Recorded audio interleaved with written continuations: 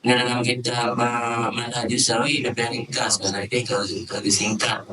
Jadi kalau muallim macam orang yang kamu kenali, orang yang berinteraksi dengan kamu itu ada tiga macam. Itu yang kita Manhajus. Pertama, ma'rufun syasun ma'rufun indaka bil khair.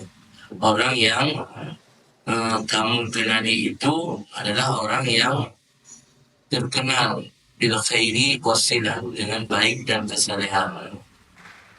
Yang orang yang naluri saleh dan naluri hijrah yang dia pajuk makanan kalian dan dia berinteraksi dengan kalian kibarnya galah dah apa cuma yang Abu kama daidaya kana duri dari rasakan ada mubah kalian dahulu yang saleh kan dan yang istiqamah yang pajuk dulu yang lain kenapa cuma dulu yang syasun ma'rufun indaka bil khairi wasilah. Nah, wujud syasun majhulun indaka datanya ada duit, ada kubro, ada duit, ada bugar.